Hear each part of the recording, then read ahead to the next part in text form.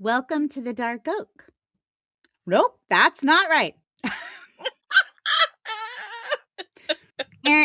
Take two. Where's your coffee? Where's your coffee, Cynthia? Where is it? All right. Cheers. By the way, did you see my coffee? Oh, look at that. It's a Christmas chicken. I actually picked it up and then I looked at the price tag and I put it back down. And then my oldest son, who you know loves to shop, came behind me and said, "Mama, did you see the chicken's feet?" I said, "What are you talking about?" He said, "The mug you just put down, did you see its cute little feet?" Oh. And turn off. Look at these. Look, it's got feet. Oh, that. And I was like, cute. All right, well, now I need it. So worth look at those cute little every Christmas chicken penny. feet. I know. Every penny. I was like, So dadgummit. Put it in the cart. All right. Cheers to the coffee. Let's go again. Hello, Shiver Seekers. Are you ready to follow us into the unknown? I'm Cynthia. And I'm Stephanie. You have found the Dark Oak. Today, I take you into one of Texas' most haunting missing persons cases. It's the story of Patty Vaughan, a 32-year-old mother of three who went missing on Christmas Day without a trace. Welcome to the Dark Oak, the mystery podcast with purpose. Each month through our charity, the Branch of Hope Foundation, we give a portion of our earnings from our Patreon and our sponsors directly to a nonprofit related to the first episode of the month. And to find out more, you can stick around to the end of this episode. Head over to our website, thedarkoak.com, or check out our Instagram, The Dark Oak Podcast. Thank you, ma'am. We are sliding into the end of December now. Can you even believe it? Are you ready? Is it really happening? As of the date of this recording, we are less than a week from Christmas or something like that? And I feel like I just got my decoration. No, I guess we're about 9 days out. Anyway, it's next week. No, I cannot believe how fast this Christmas season has gone. I cannot believe it. And you put up your decorations early too, didn't you? Well, so early for most, late for me. I normally am a November 1st kind of girl because I like to feel like I get time to enjoy it. This year, it was closer to mid, maybe even like that last week of November before I got stuff up. And that's why I feel like I haven't had time to enjoy it. It's only been up for 3 weeks and Christmas is over next week. So I will never wait this long again. I didn't plan it that way. It's just how life worked out. But no, you got to put those decorations up early. Well, and this year it's a short December. We only had 3 weekends. Right. And which is hard because we have all these like Christmas traditions that we do, but we normally try to do them on the weekend so my husband can be involved. And we really had to cram some things in. We're the same way. There's so many things that we would normally do that we haven't done. And then I've had a couple gigs the last 2 weekends. So that took up a lot of, family time. So yeah, it's going fast. So I've already made the executive decision because my sister's coming into town in January. Oh, yay. So that's when we're going to our family, like my dad and my sister and myself, exchange Christmas. And so I've already told Andy, okay, we're keeping Christmas up through January, which is not like me because I'm one of those, I kind of, after Christmas is over, a week or two, I like to have it down. Who is this flexible Cynthia that I'm looking at? You know what? I'm turning over a new leaf. It's like, you gotta just go with what's happening, right? It's true. And you'll be in good company. I always keep my stuff up through January. Just because it's so much work to put it up. So we're going to keep it. And my kids have been so sweet this year too. My middle, he was funny. He just was looking around our house a few days ago and he said, our house is so cozy at Christmas. Oh. And it was like, we're keeping it forever. Just because it does. And their weather has been a little bit cooler for Florida standards. So it has been kind of nice to get a little cuddly. It's been nice. I did put, slowly over the years, I've started putting full-size Christmas trees in every bedroom. And so this year the boys have always had like a little tree, but this is the first year they had like a full size tree, and they love it so much they've already asked if they can keep it up year round. So cute. That would be fun. There are so many creative people who have done, Christmas tree decor for every season or every holiday. Are you going to be one of those? I hope not. I mean, I try to make my kids happy, but my response to this was, well, doesn't it make it more special if it only comes out for Christmas? Because to me, that's what's so special about it is like for just these 2 months out of the year, our house turns into like this magical little dreamscape. And then the rest of the year, it goes back to normal. But that's what makes it so special. If you have a tree up all year long, it's not special to me anyway.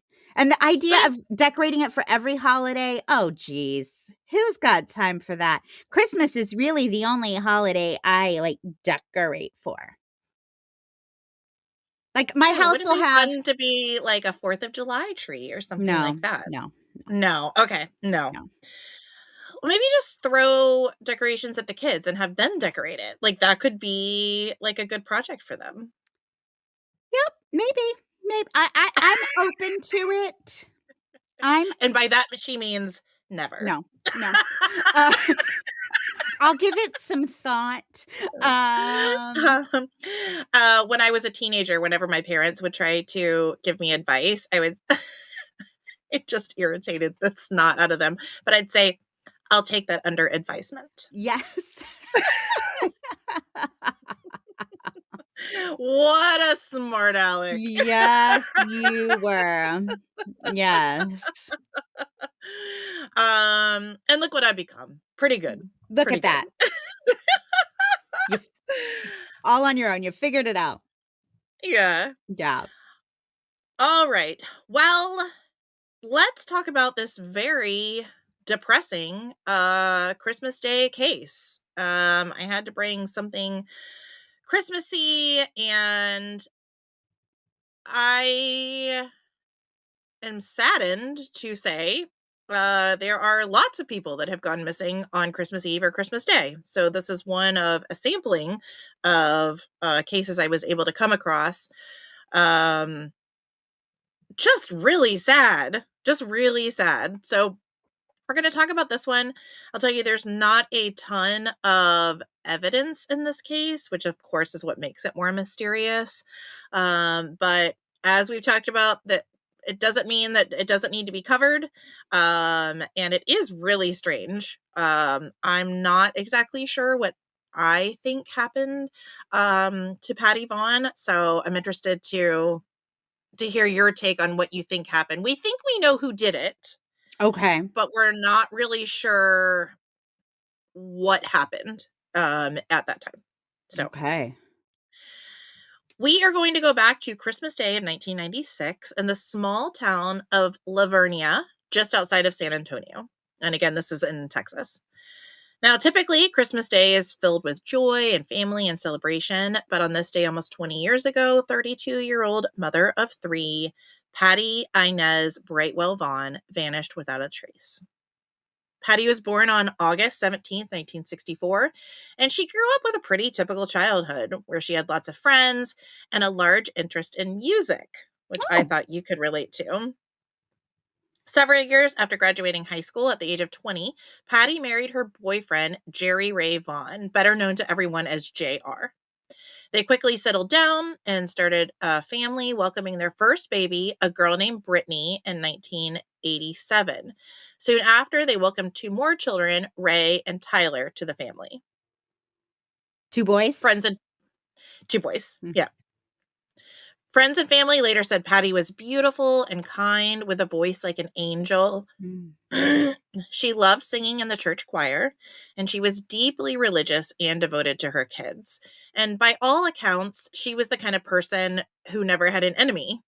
We actually had a conversation about this morning. She was just someone who didn't create waves, was very kind, was very sweet, and really tried to do the right thing and, do right by her family and her children and her friends.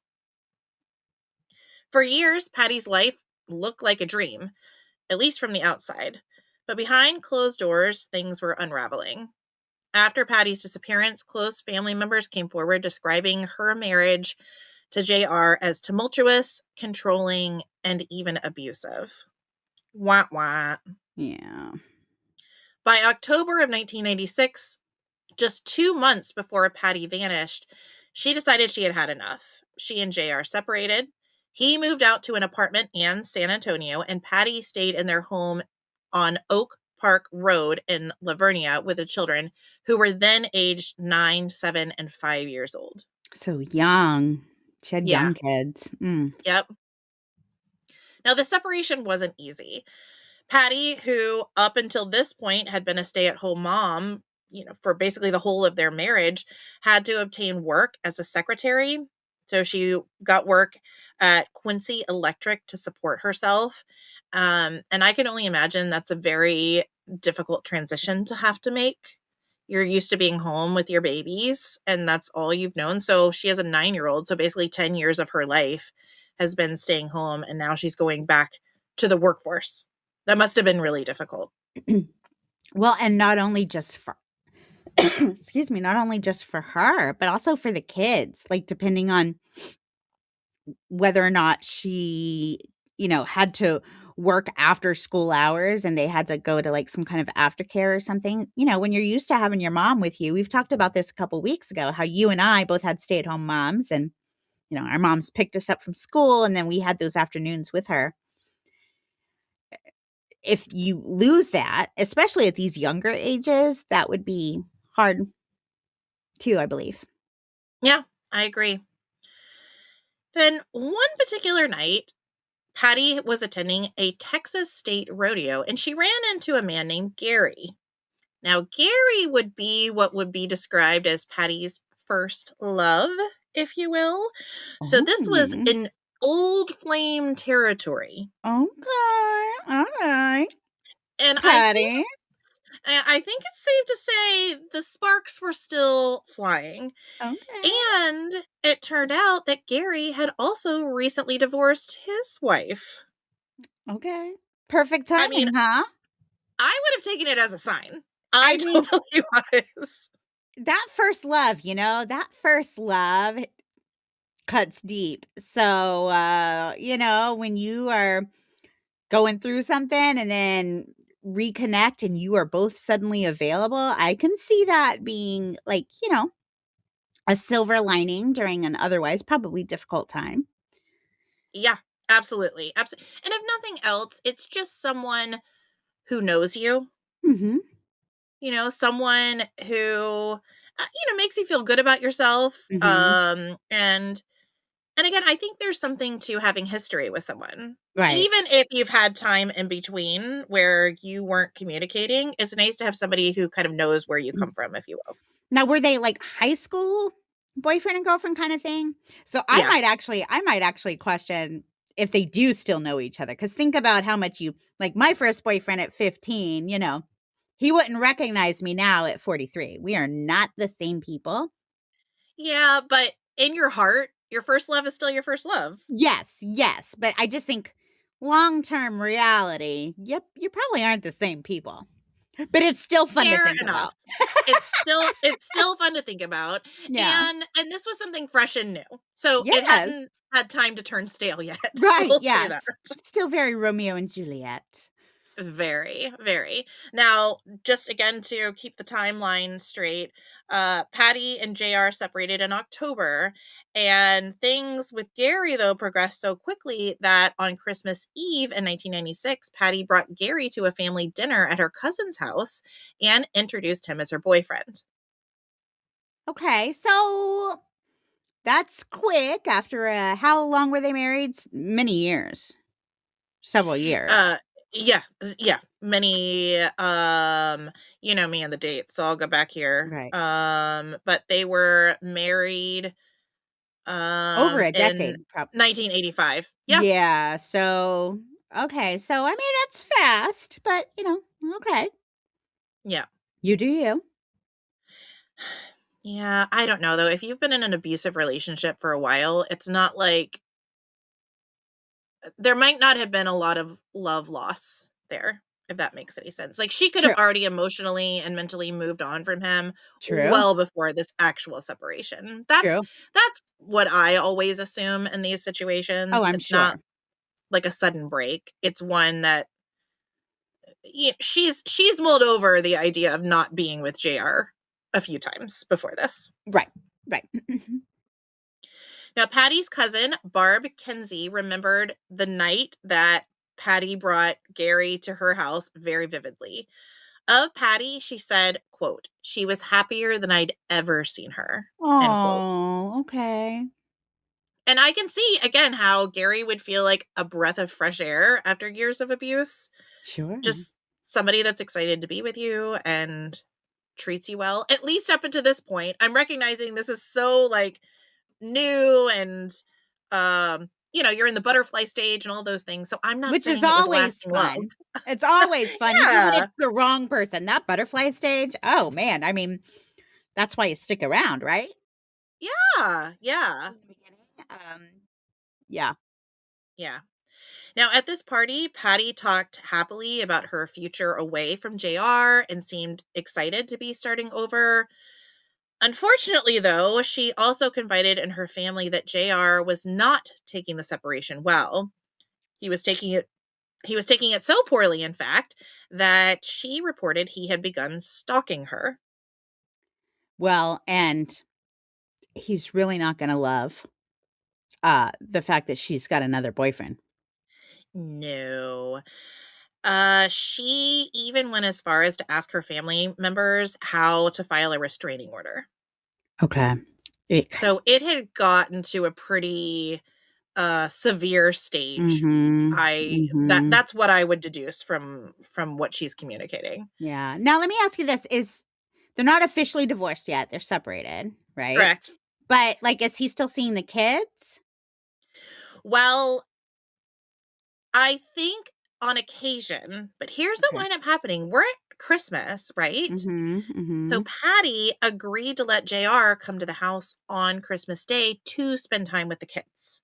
Okay. I So mean, she's not trying to cut him out of their lives, but obviously he had his own apartment. So I'm not sure over those like 2 months how often he saw the kids, but Patty agreed to let him come over for Christmas. And she even told her family members who questioned her decision to let him come over, like, he's abusing you. Why on earth would you let him come back to the house? And she said she wanted to do it for her children. well, and you're also in the middle of trying to get a restraining order, which, but I get it. I get it. I get the whole, it's still your children's father. They still love him. Um, Yeah, all the things. I feel like this decision might have come out of just, a mother's heart. Like, because I'm Right. sure your kids are upset. They're 9, 7, and 5. They're like, what do you Right. mean we're not going to see daddy on Christmas? Right. Or we're Right. not going to be able to spend Christmas at our house together. I don't know. I'm not going to pass judgment on her for choosing to do that on Christmas Day. You Right. know? Well, I was married previous to Andy, and it wasn't abusive or tumultuous or anything like this, but for every Christmas ever, even after I remarried Andy, I always invited my ex-husband over and his children and anyone he may have been dating over to our house for Christmas so that my son could wake up and spend Christmas with his entire family, his mom, his father, his stepdad, his sibling, like everybody. Like, so I Yeah. totally get why you would do that. Yeah. Yeah. Now, on this day, she planned to drop off the kids with relatives later that evening. So, after they had spent the day together, she was going to drop off the kids with relatives and then possibly go see Gary. So Gary wasn't there for Christmas. Gary Gary was not let there them for have Christmas. their Mhm. family Yep. event. Okay. Yes. Okay. Yes. Now, Christmas morning started normally enough. Patty's sister, Jeannie Liams, called the house and JR answered, and then he passed the phone to Patty. But Jeannie could immediately tell something was wrong. To her, it sounded like Patty had been crying. And I'm Mm. sorry, a sister knows. A sister just knows. Yes. So Jeannie asked Patty about it, and Patty said that she and JR had gotten into a big argument that had really upset her. Now, upon hearing this, Jeannie and a few other family members tried to visit Patty's home that afternoon. Like, let's just pop in.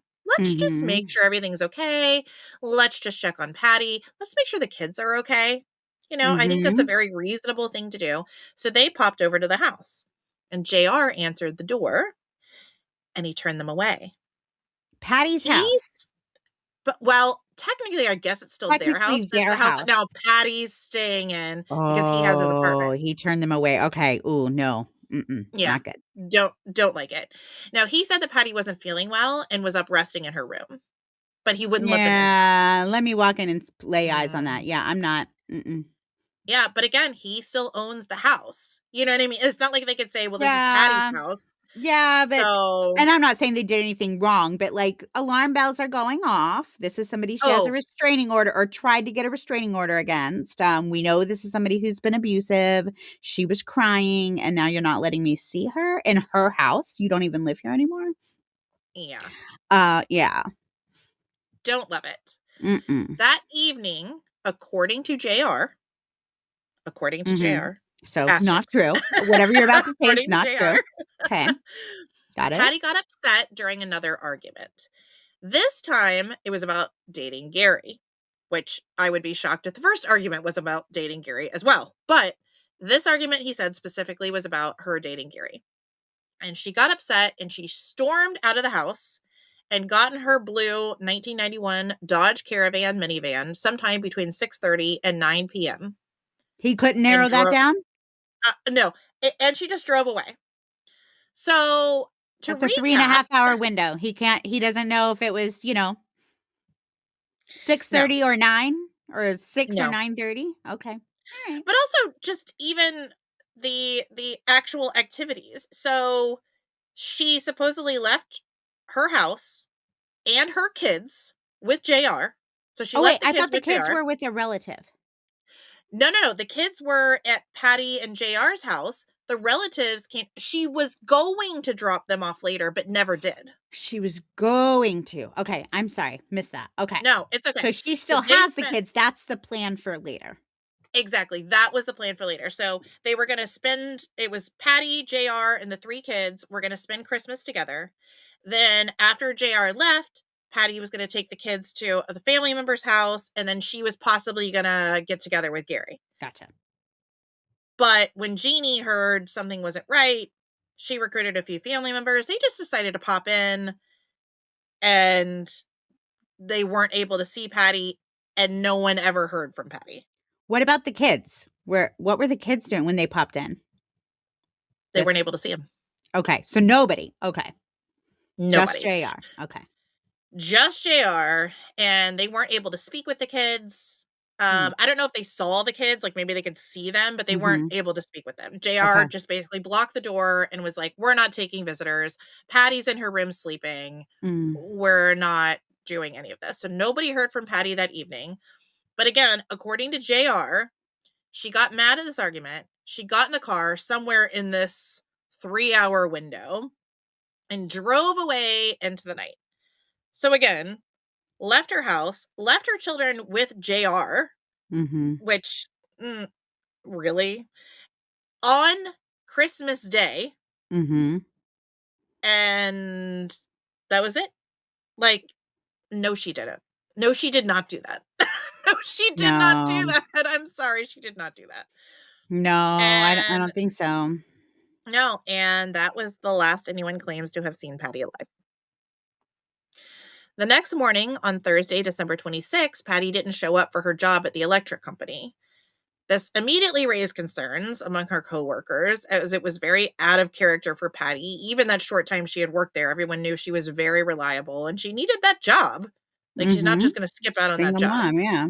Yep.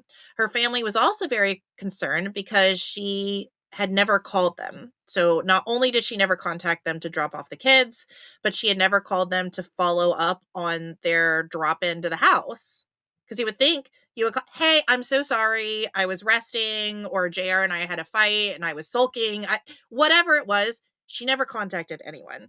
So her family is already like, their spidey sense is already like not feeling like this is a good idea.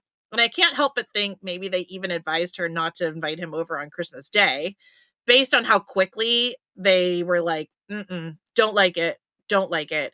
I'm thinking that they didn't love Patty's decision to let him back into the house. Right. And again, I think for you, as it is for me, like red flags everywhere. Yes. Yeah, because, I can maybe see getting mad and like, that's it. I'm not staying here for this. I'm not doing this with you anymore. We're not married anymore. Like and leaving, but you wouldn't leave your kids at your own home with this man who is abusive, who you're trying to get a restraining order against. When you have plans to take them somewhere else, you would take the kids with you. Yep. Or you would, there's just, no, this isn't adding up. Right. By that afternoon, Patty's cousin decided to report her as missing to the Bexar County Sheriff's Office. Note her cousin reported her missing, not JR. Just in case you missed that. So her cousin because his story is she just left, abandoned him, abandoned the kids, and what? He just spent the night at their house with the kids, waiting for her to come home, which she never did. That is his story. Okay. And to that point, JR didn't even contact Patty's family until that evening to say she was missing. So her cousin had already reported. Her cousin was like, no, I got this. I already know she's missing. She hasn't contacted any of us. I don't trust this guy. So she had already been reported missing. And then later that next evening, JR called the family and was like, oh, hey, so I haven't heard from Patty lately. I don't know. Isn't that weird? And they're like, dude, we already reported her as missing. So right. Bump off. None of this is looking good. Right. Incredibly, that same day, so this is the day after Christmas, around 1:30 p.m., Patty's boss from Quincy Electric spotted her minivan abandoned on the side of Loop 1604 in South Bexar County, about 15 miles from her home and just 5 miles from her workplace. What's strange is that her boss had passed that same location earlier that morning and the van had not been there. When he got out to inspect the vehicle, he realized that it had one flat tire, and he thought that was kind of unusual. And again, no Patty. Now, police were notified and investigators arrived quickly. What they found in the van was alarming, to say the least. The carpet was freshly shampooed, as in it was literally still wet. However, despite being clean, investigators could clearly see the interior was covered in traces of blood. And not a small amount of blood either. As suspected, later DNA confirmed it was Patty's blood. They also found a pile of clothes and a red jumpsuit with JM embroidered on the back.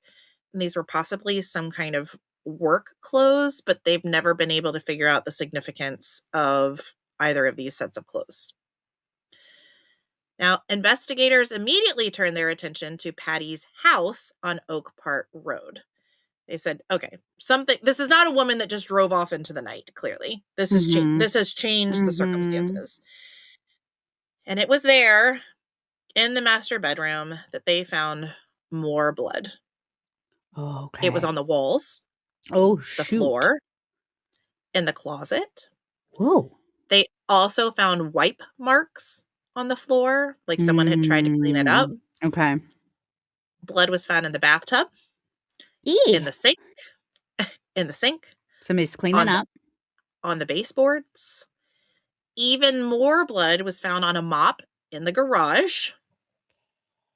Okay, because for a minute I was trying to be like devil's advocate, which I tend to try to do, and I was like, okay, say she was really distraught, say she wasn't in a good place, and she did take off on her own. Let's just say that's what happened. Maybe she hurt herself. Maybe she was so distraught. Maybe she tried to take her own life. And that's why there's all the blood in the van that she got in and drove. And then maybe she had a flat tire, or who knows what. But then I started thinking, well, but then where is her body? Where is she? Where did she go? But this tells us, nope, whatever happened didn't start in that van. Probably started in the house. And then maybe she was transported in the van, or I guess she could have potentially gotten the van on her own after the fact. But if you're like hurt and bleeding and after having been attacked, you're certainly not going to leave your kids. Right. Right. Or try to call someone. And again, she had very close relationships with her family. So why would she have not tried to contact one of her family members or drive to a relative's house or something? So but this is bad. Yeah, very bad. But here's what I'm thinking. Like, the kids are there at the house. I have a 9-year-old and a 6-year-old. I don't think anybody, now we don't have a huge house. I don't know how big their house was, but like, I don't think somebody could come in and attack me in the way that it sounds like Patty was attacked, like to the point where there's like blood all over the place. And my kids not have any idea, and whoever did this is going to take my body and put it in the car and then drive me somewhere and leave my car somewhere, whatever. Where are the kids? We'll get to that. Okay. All right. Now, I mean, I suppose it goes without saying, but DNA confirmed that all of this blood that they found in the house was Patty's. So, and this is not like a little, I cut my hand while I'm cutting onions. This is blood everywhere. This is not. Oh, yeah. Yeah. This is blood everywhere. This is okay. And evidence that someone tried to clean it up. Exactly. Like that's on a mop head. Well, like if I cut myself and I bled on my floor, I would also clean that up. I might use a mop to clean it up, but given this whole picture, that's not what happened here. Right. Yeah. Additional investigation of the home involving luminol and other technology revealed someone had clearly tried to clean the crime scene. Bleach had been used extensively, and luminol testing lit up the bedroom. Like there were drag marks. There were cleanup attempts. It was awful. It's just awful. Something terrible had happened in there. This wasn't like somebody cut their finger. We also have things that were not found, like obviously no Patty, but also Patty's purse and keys were missing and have never been found either. Which would make sense if she left on her own. Sure. I think it's pretty obvious to most people, though, that she probably just didn't get in her car and drive away. No, and I know it probably sounded like I was saying that, but just the missing stuff. Honestly, the stuff missing, though, to me, actually points more towards her getting in the car and leaving on her own than it does that, like, somebody killed her. That's why I mentioned it. Like, say it was JR, because obviously that's kind of what we're looking at right now. Would he have thought to take her purse and keys and throw them away? I mean, maybe. I don't know. Maybe, he seems pretty but crazy. Andy doesn't know where my purse is at any given time, or which one I'm carrying or whatever. So, Yeah, but again, if he concocted the story that she drove away, when you think, okay, I need to put things together to make it look plausible. Okay. All right. Okay. So that would show a type of like a I can't think of the word I'm saying. Like a sophistication though, to think that far ahead. Sure. Okay.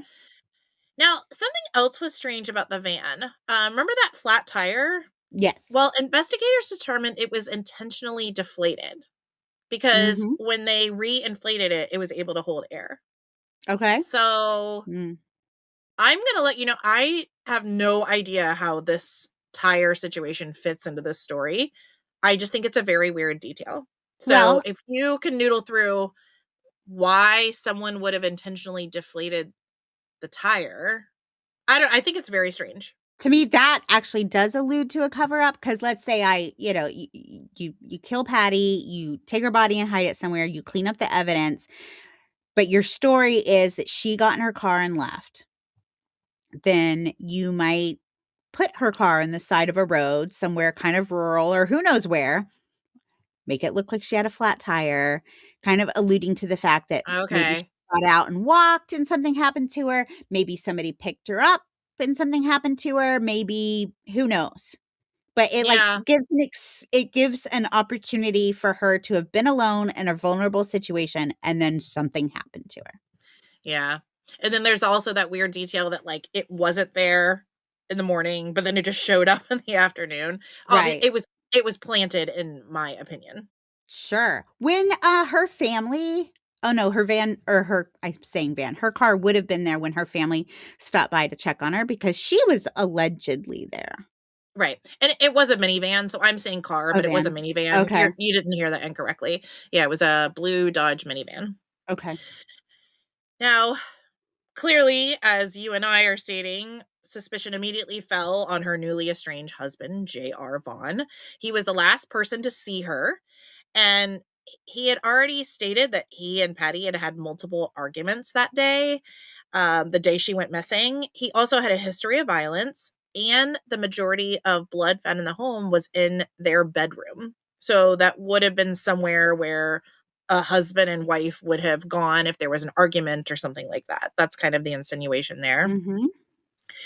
And family members were also in hot pursuit of JR. I've already said they were like on it.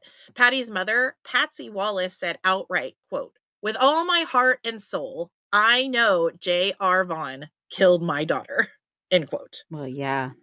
Ooh. Yeah. Patty's cousin Barb said, quote, "She never met an enemy except the one she was married to," end quote.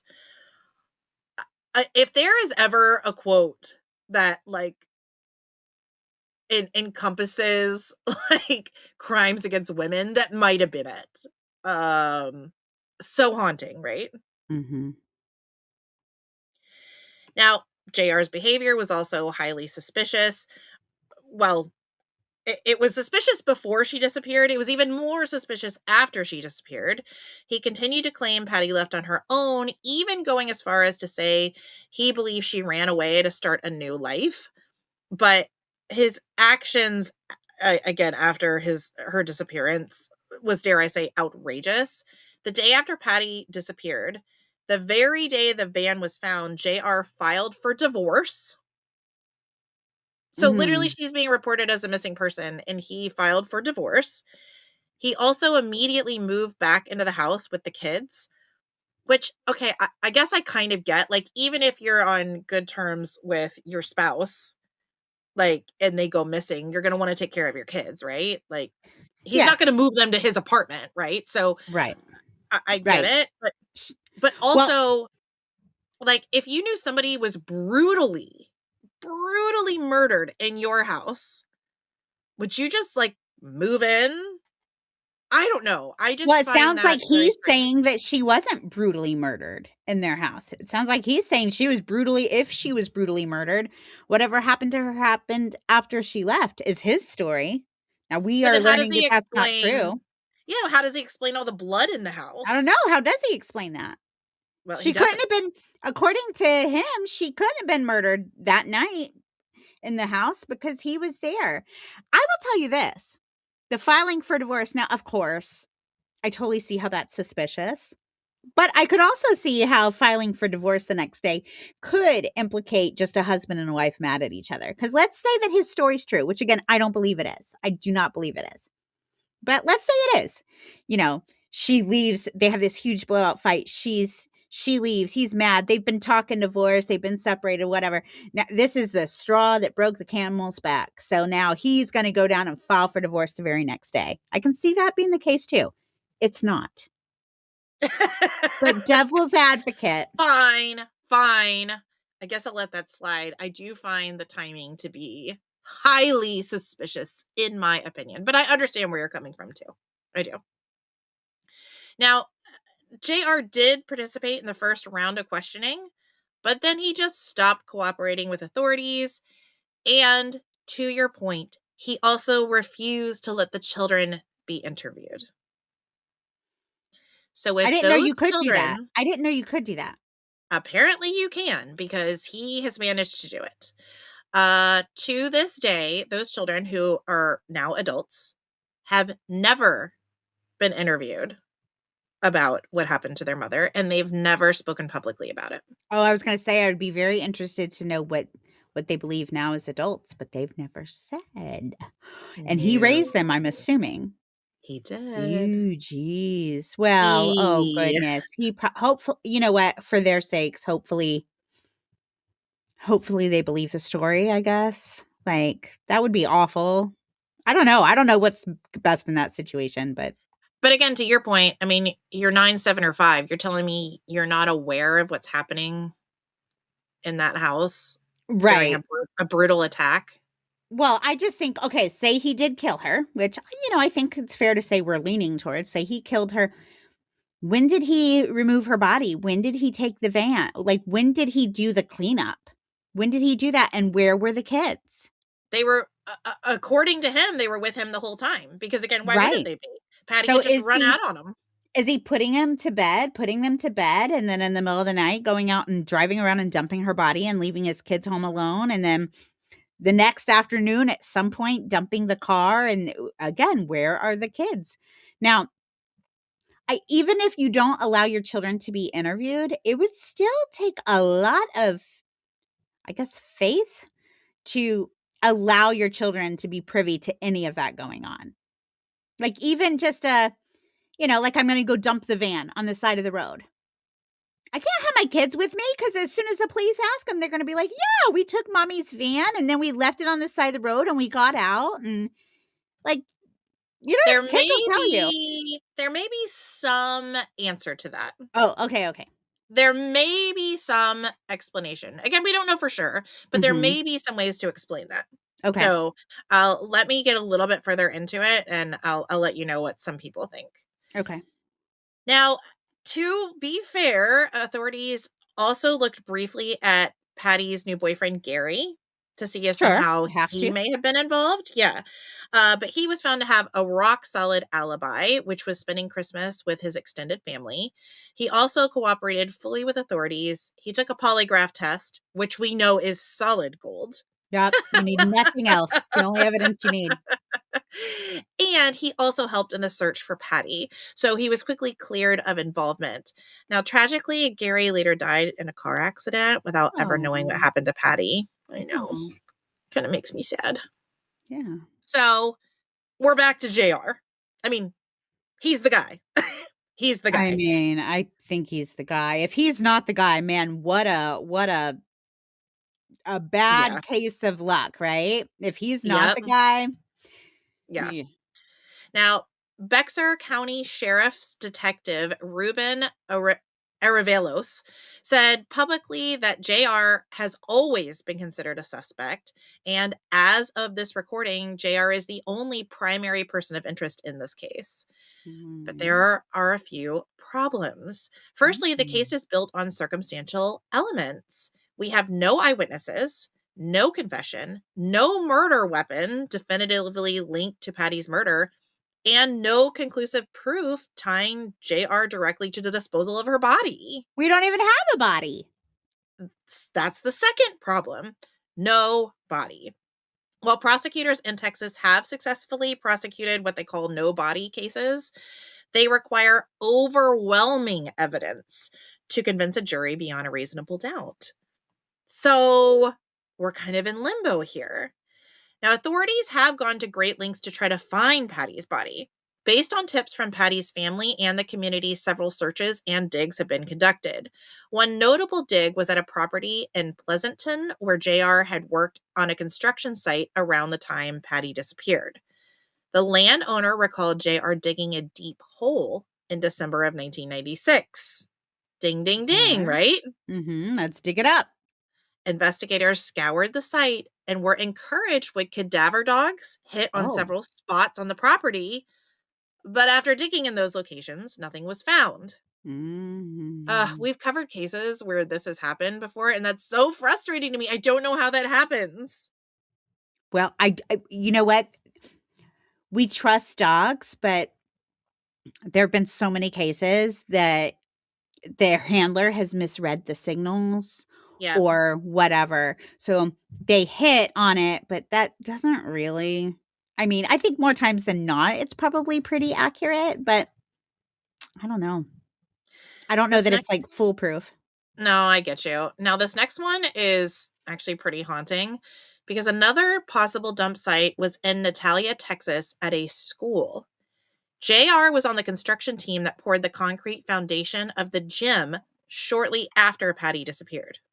Now, cadaver dogs were taken to the site and alerted twice, so investigators brought in ground penetrating radar, but the results of the radar were inconclusive. Now, investigators attempted to go further with the search, but school officials wouldn't allow destructive searching. So that means like breaking up any of the concrete. So as of today, we don't know for sure whether Patty is or is not in the concrete floor of that school gym. And I will tell you, Patty's family fully believes her body could be under that slab. Yeah, it sounds like it could be. Here's my thing. I know that if I were trying to hide a body, there are places you would not find it. You would not find it in my septic tank, though I've heard that's a good place to hide a body. You would not find it in my pigsty, though we know that's a good place. You would not find it on any piece of land that I can be tracked to. Okay. Because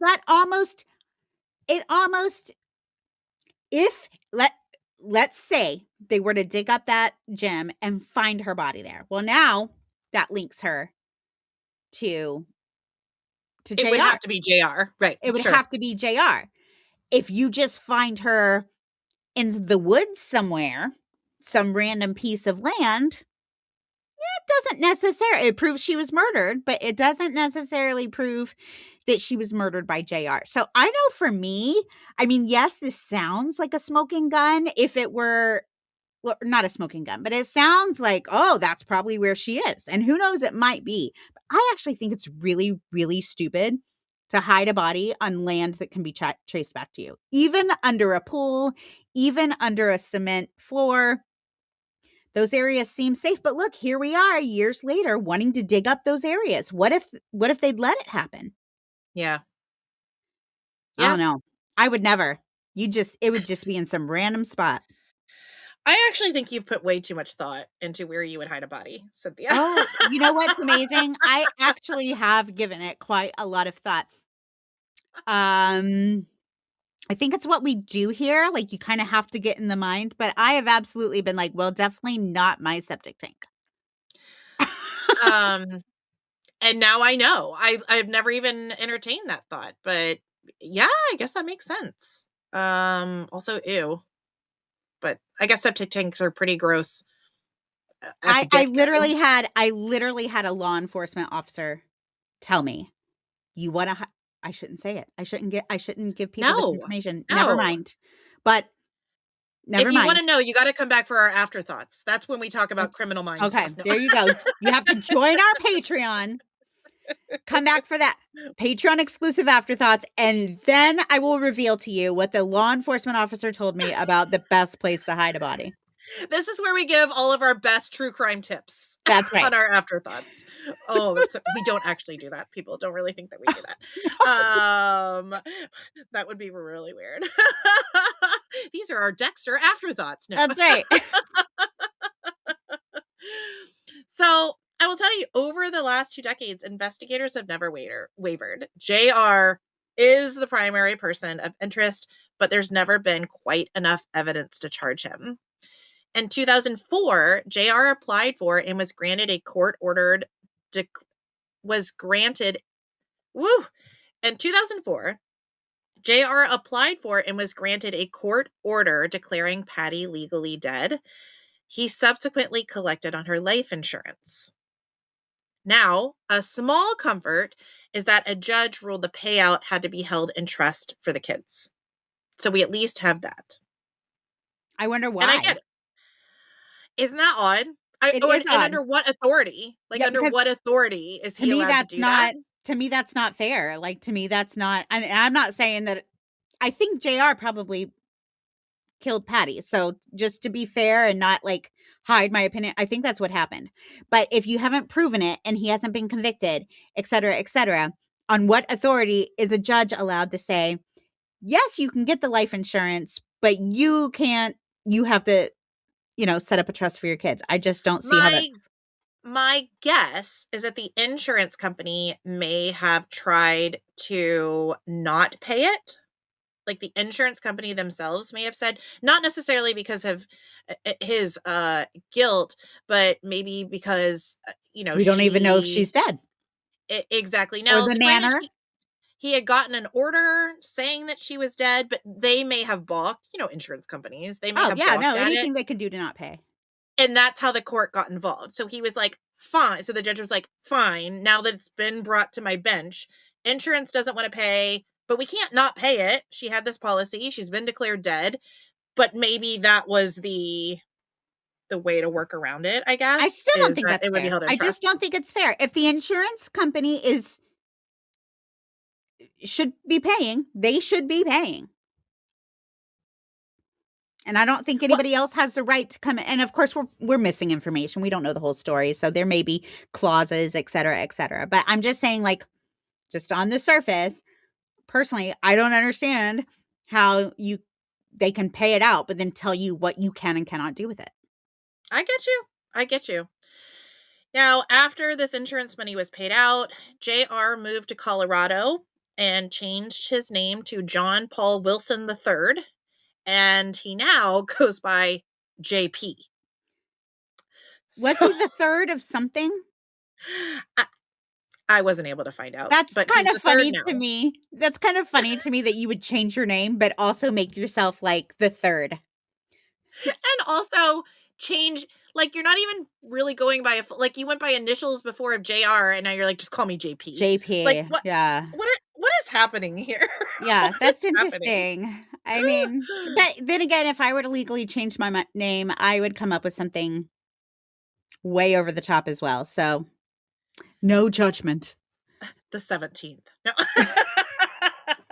I haven't even really given it too much thought, but it would be, Countess, perhaps. Countess. Yeah. I was like, I doubt that. I doubt you haven't given it much thought. You and all of your alter egos. That's right. I'm sure there are many. There are several, but which one's going to become my legal name? That's what's still up for debate. Will it be like a vote, or would you just like draw it out of a hat on what would be the legal name? Honestly, it would probably depend on my mood the day I went to file the paperwork. Whatever I was feeling that day, that's it. That's the one. I do think there is a power in knowing yourself as well as you do, Cynthia. Hey, I am who I am, who I am, who I am. Who I am and who I will become. That's right. And who I will be tomorrow and who I was yesterday, not the same person. Yes, fair enough. Now, in 2008, there was a glimmer of hope when detectives announced they were close to a breakthrough in this case. They began focusing their investigation into 3 friends of JR/JP. Now, they believe he may not have acted alone. They felt it was possible that these friends helped dispose of Patty's body. These individuals were never named publicly, so all we know is that they were friends, possibly family friends. But sadly, at least from what we know publicly, it appears this lead has gone cold, as there were no further developments or announcements about these individuals. So you remember you were talking about, where are the kids? What's going on with the kids? So either somebody was with the kids, or JR had his goons help dispose of the body while he hung out with the kids. Now, JR did not have like this huge criminal past prior to this, right? Criminal history. He was known to be violent with Patty, but no, he did not have a criminal history before this. But he certainly is hanging out with some real creepos if they were able to identify at least 3 people that may have helped him dispose of a body. Well, that's what I'm saying. That's like a leap. I mean, you and I are pretty close, but like if you called me to help you with a body, I'd be like, oh gosh, what do I do? I mean, I love her, but that's a big ask. Well, let alone 3, like called 3 of my closest friends, like, hey, come help me dispose of this body. So it's like, and it would make sense if you were like a hardened criminal in and out of prison your whole life, accused of several other murders. But like, this is somebody who that's not his history. So like, How's he have 3 people on speed dial he can call to hide a body? So Weird, right? strange. Unless maybe he offered to pay them, you know? I mean, I can see maybe I'll sit with your kids while you go do what you do. Don't tell me what you're doing. I'm going to babysit your kids while you go run an errand. You know what I well, mean? But like, that's like, I don't know, a big. But I it would wonder explain where the kids were. if this will change your mind. In 2012, so this is 4 years after this announcement was made, in 2012, investigators decided to use new DNA technology to test the blood found in the van, and they got another clue. Oh. Mixed in with Patty's blood was blood from an unknown female. Oh. Investigators believe this could be someone who helped move the body or clean up, but they've never publicly identified this woman. So either they don't know her identity or they don't want to name her yet because they don't want to like tip someone off. Well, that's So what does weird. that make you think? Because was he dating somebody? I mean, it Not that sounds we like he was know still of. pining for Patty. Right. So is this just some woman he's friends with? Is this a family member? Is this someone who wants to be more with him? And so she's going to help him in any way she can? Is it another victim? I mean, I guess we can't rule that out, right? Like, That thought crossed my mind as well. Yeah, but here's that the thought thing. as well. If this were another victim, to me, that points away from JR. I would agree. Ew, We don't know anything weird. more. And there was an unknown female DNA mixed in with Patty's blood in the van. Strange. Okay. Yeah. Ooh. Now, family members continue to plead for answers. Over the years, they have held memorials and erected billboards in the desperate attempt to possibly even bring Patty home. We assume that she's deceased, but we don't know for sure. And I'm never going to take away that hope from a family. Of course. But they believe she's deceased. They said so. They think JR killed her. They think JR, and I think the bring her home, I guess that could also be just give her a resting place, you know? Right. Well, because it sounds like there was a lot of blood. Have police said for sure, like with this amount of blood, both in the house and in the van, like this is not a survivable amount of blood. It sounds to me like. Correct. And the fact that they've done so many digs, to me means that they think she's deceased. Jeez.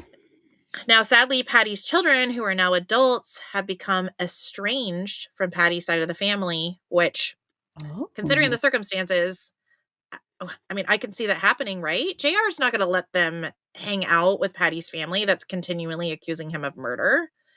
So they've grown up not knowing Patty's side of the family. Well, and that leads me to believe that probably they take their dad's side. They don't want to believe he's a murderer, that he murdered their own mother, which I totally understand wanting to believe that. Because, even if they were kept from that side of the family as children, when you become an adult, you can do what you want. So if they did question whether their dad might be responsible, I would imagine they might reach out to that side of the family to try to get more answers or to get, to form a relationship. So to me, this kind of points to the fact that maybe even if they question it, they want to just, nope, like I don't even want to go there, which I cannot blame them for. I cannot blame them for. Because how awful would it be to think that the man who raised you, who you love, I can only assume, that he murdered your mother with you in the next room? I mean, that's too much to bear. Oh, for sure. But regardless, Patty's family not really want a relationship with the children, but also they're hoping that one day they may reveal some of the memories that they have from that Christmas day that would shed light on what happened to Patty. Patty's mother, Patsy, passed away from cancer without knowing the fate of her daughter. Patty's sister, Jeannie, and her cousins still speak out every holiday season looking for more information on Patty's disappearance. At this time, prosecutors say they still need more evidence to convict JR. They need a body, they need a confession, they need a missing piece tying it all together. Advances in DNA and genetic genealogy continue to give hope, though, that one day we will know what happened to Patty Vaughn and we'll be able to put her to rest and secure justice. If you have any information as to what may have happened to Patty on Christmas Day in 1996, please call the Bexar County Sheriff's Office at 210-335-6000. So to me, this very much is kind of reminiscent of like the Casey Anthony case where like, she did it. Mm-hmm. We know JR did it. But if I'm on that jury, I don't think I could convict.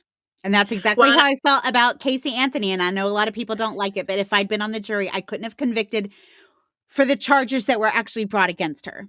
Maybe different charges, but not the ones that were brought. So here, like, he did it, but based on what we've heard, I don't think we can convict him. Well, and I think that prosecutors are really trying to not waste their shot. Because once you try him and he's not guilty, he's not guilty. Double jeopardy, yep. Exactly. So I think they're really trying to save their shot until they know they can get him. And they haven't given up. I mean, think about these searches.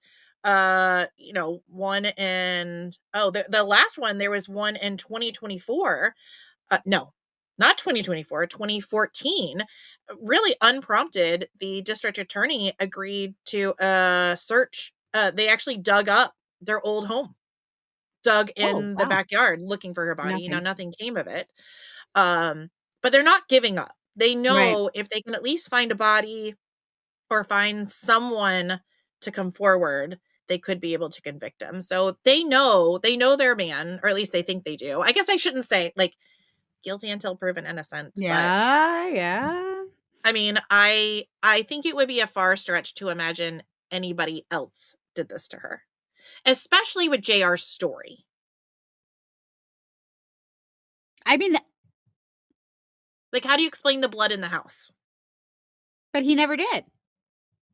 Well, this is what I'm saying. So, I mean, and I don't know. They may have asked him and he may have said, because there have been times where, I've joked about this. Like I've been chopping onions or whatever, and I hit my hand in just a way. There's not even a scar. But I cut my hand in such a way that there was a blood. It looked like a crime scene. And, I joke around with my husband, if I ever go missing and they luminol this kitchen, you're going to jail, buddy. So did he just But you didn't have drag marks. You didn't have... No. It wasn't in your closet, on the baseboards, on a mop. You know what I'm saying? Like... No. But I get what you're saying, but this was, and you also bled all over your van. But see, he didn't live there. So he could say, I don't know how that blood got there. I haven't lived there for the last 3 months. Like, I don't know. Did she did she cut herself while she was shaving and then like walk all over the house trying to find a Band-Aid? Or, this is, I don't know. I feel like you're reaching, Cynthia. I normally agree with you on this devil advocate stuff, but but he's not there. I think is a little reaching. But he didn't live there, so how? I don't have to explain where that blood got there. I haven't lived there. I don't know. I'm not saying it's believable, but that's what I would say if you asked me. Well, where did all this blood come from? I don't know. I don't live here. I don't know where the blood came from. Did she cut herself? Did she get in a fight with Gary? Did Gary punch her? Did this happen? I don't know where the blood came from. Oh, I don't know. Did she have her baby in the house? I don't know. Whatever he's been saying has worked for him thus far. Well, that's what I'm saying. Like we don't know what he said or if he was even asked. I assume he was, but doesn't mean I have to like it. No, and again, for the record, like I think he probably killed her, but I think his story is as good as any. She just got mad and got in her car and drove away. Because people do that. I've gotten in my car and been like, you know what? I just need to take 15 minutes. I'm going to get in my car and I'm going to go for a drive. My husband's done that. You know what? Like, this isn't going anywhere. I'm going to get my car. I'm going to go for a drive. I'm going to run to the store. Come back in a different space. Now, I don't think under this set of circumstances, she would have done that. But it's not out of the realm of possibility. Sure. I mean, I'll give you that. I don't. like we say, is it possible? Sure. Is it probable? No. No, I think he killed her. Yeah. But Yeah. he can't say he killed her, so he's got to come up with something, and I think this is as good as any. And like you said, it's been working for him.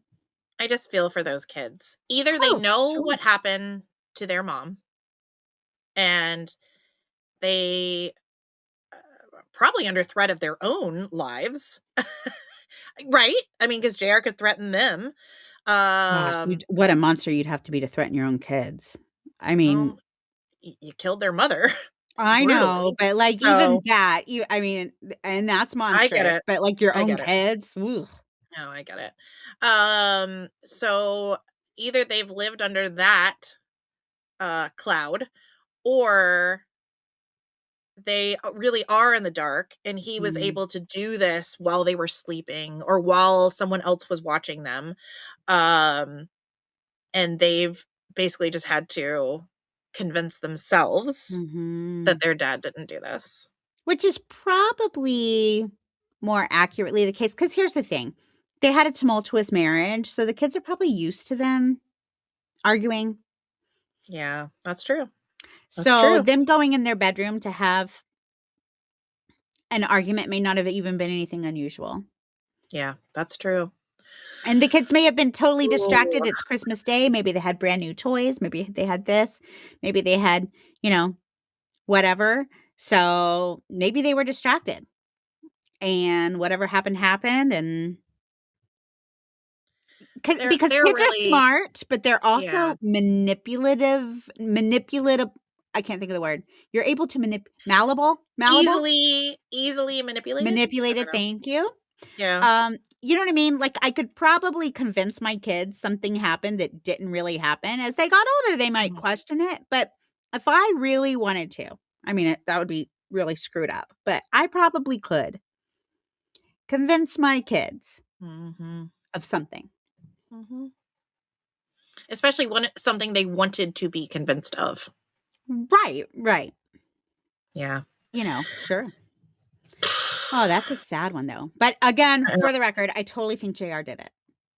But I see the holes. I see the holes. Oh, sure. And again, I'd rather them, save their shot. Like, don't waste it. Don't waste it.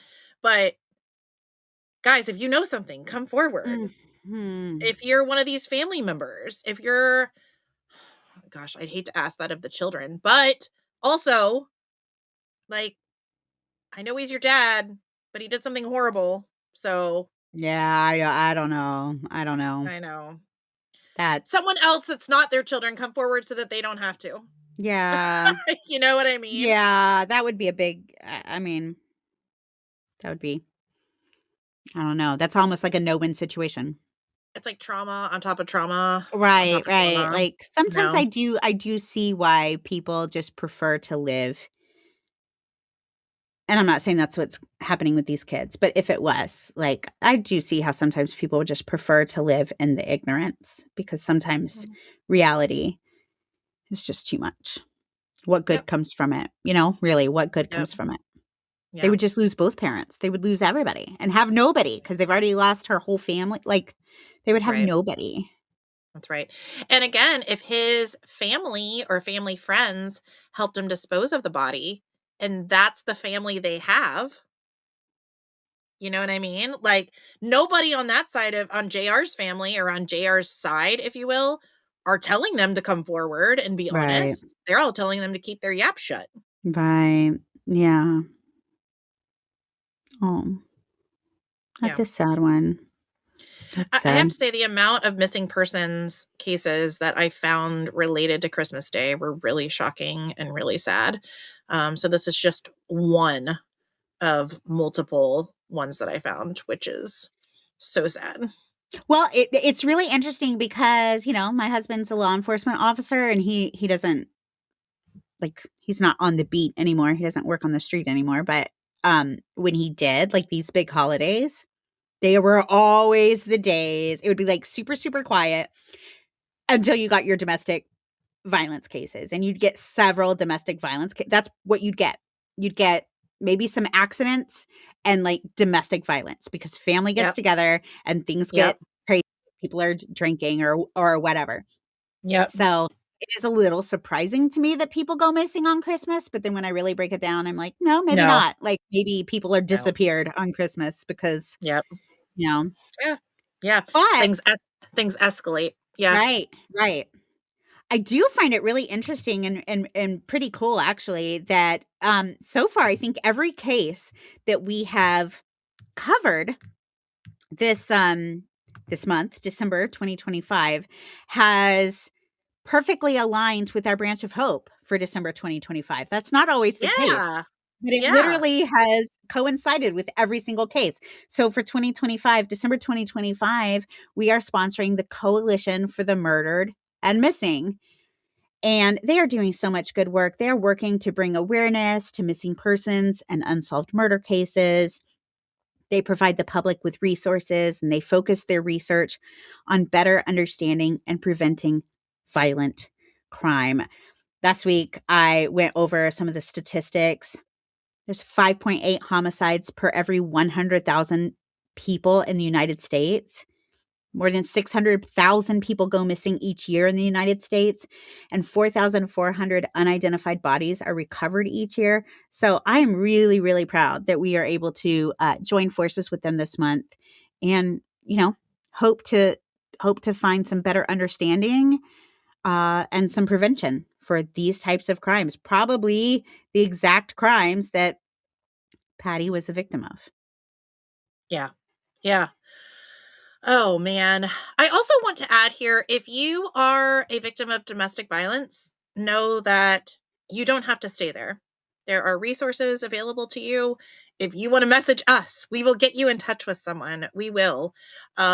We understand through what we do that leaving a domestic violence situation or an abusive situation is a dangerous time. It's a dangerous time for you, but there are people that can help. And it's worth it to you and to your children to let it end with you. Like, get out. There's another way to live. And again, I'm just thinking about what the holidays coming up. Tend to be a lot of escalation. You're not alone. There are people that want to help, and you don't have to stay in those relationships. So I just want to send encouragement and love your way if you are experiencing any of that in your life. Absolutely. Absolutely. I think getting out of any kind of relationship that is harmful, whether it's emotionally or physically, for sure, spiritually, Yeah.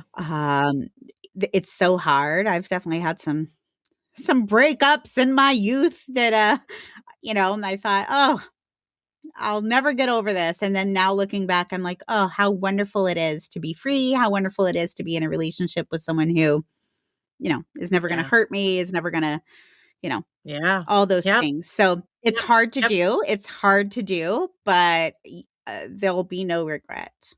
Yep. Yep. Agreed. Okay, friend. Well, we'll be back next week. Now we've decided to take off New Year's, so we'll have New Year's with our family, but we will hit you up next week with your last episode for December. So we hope the end of the year is going well for you, and we'll see you next week. That's right. And hey, if you are looking for more, check out our Patreon. We're up to, I think, like 24, 25 Patreon exclusive cases. We do the afterthoughts for every episode. So right now we're going to go record our afterthoughts, which is where we really like go off script and say all the stuff we can't say during a normal episode. We send out cameo style videos to our top tier Patreon members. There's so many fun things happening over there. We're getting a lot of great feedback, and we have Patreon exclusive giveaways. So check out our Patreon if you're looking for more, if you like what we're doing here. Do it. Do it. All right, guys. Bye-bye.